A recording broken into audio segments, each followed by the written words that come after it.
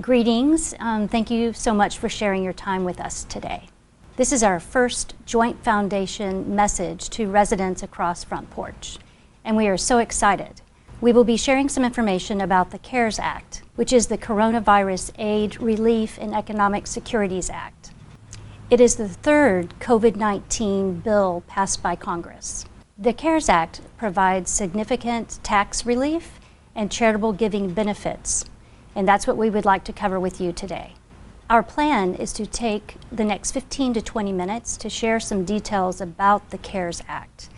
Following this presentation, there will be a question and answer time.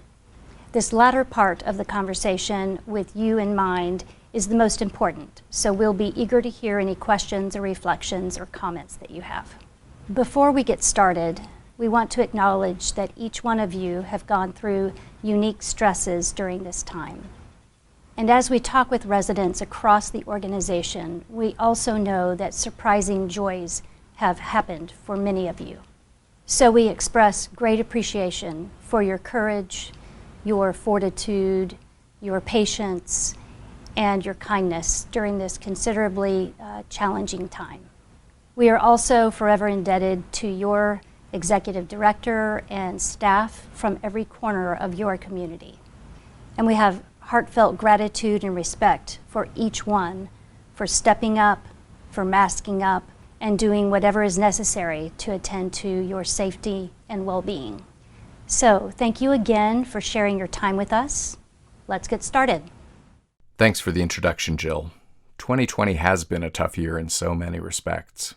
But for the charitably minded, it offers some unique opportunities. The Coronavirus Aid, Relief, and Economic Security Act, or CARES Act, was signed into law on March 27th and, among many other things, provides some very special incentives for charitable giving to your favorite nonprofit organizations. Before we dive into the charitable deduction provisions of the CARES Act, let's briefly talk about the current landscape of individual charitable giving rules. The standard deduction for single and joint filers was doubled in 2018 by the Tax Cuts and Jobs Act, or TCJA, enacted the year before. Prior to 2018, about 30% of U.S. taxpayers itemized their deductions, including charitable deductions.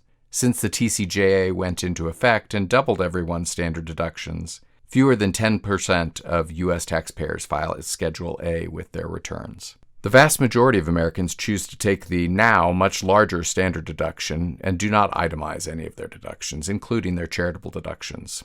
Thus, the vast majority of Americans who give to charity never receive the tax benefits to which they're entitled, and Americans do give a lot to charity.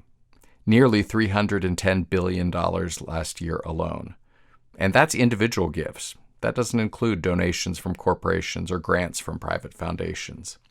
In order to sustain and encourage giving during the pandemic, Congress, through the CARES Act, has provided two special tax benefits to individual donors for 2020. First, a $300 above-the-line charitable deduction, $600 for married couples, and secondly, an unlimited charitable deduction for itemizers. Above-the-line deductions reduce a taxpayer's adjusted gross income and can reduce tax liability without the need to itemize deductions. This special deduction is available for qualified cash gifts to eligible public charities like Pacific Homes Foundation. It can't be used for gifts to your donor-advised fund or to supporting organizations or private foundations. It looks as if, absent further congressional action, this above-the-line tax deduction will be available solely this tax year. Let's spend more time on the second CARES Act benefit to individual donors, because it has the potential to have a major impact on some folks.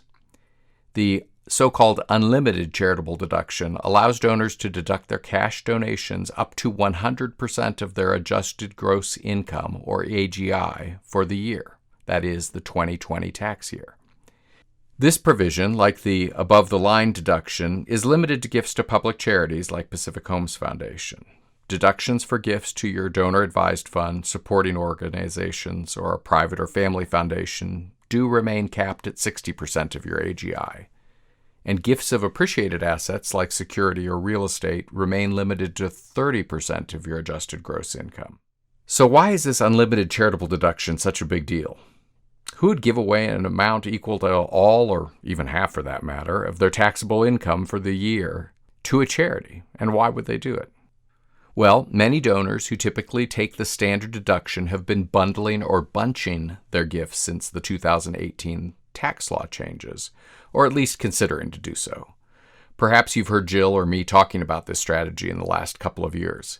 You've probably read about it in letters or other communications from charities you support, like your alma mater. Folks who bundle or bunch their donations make 2, 3, even 5 or more years' worth of gifts in a single year, with the understanding that they're sort of making their contributions in advance. They provide support to their favorite charities for multiple years and itemize those deductions on their tax return once in the year they make the bundled gift or gifts. They revert back to claiming the standard deduction during the years they've donated in advance. It's a simple and effective strategy for maximizing tax benefits and continuing to support charity in a meaningful way. With an unlimited charitable deduction this year, folks can potentially bundle many years' worth of gifts in advance. If you typically give 10% of your income to charity in an average year, you could give away an amount equal to 100% of your income this year, pay no federal income tax for 2020, and enjoy your large standard deduction for the following 9 years while still supporting your favorite charities and causes. It gets even better for donors who give using certain gift planning vehicles.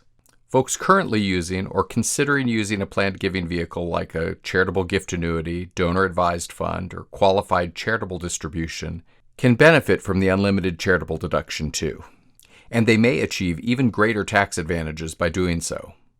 For example, those who have been weighing a larger cash-funded gift annuity may find that 2020 is the year to do it. This year, they could deduct the full donation value of their annuity, wipe out most or all of their federal tax liability for 2020, and go back to filing with a standard deduction for 2021 and beyond, all while enjoying partially tax-free income created by the annuity.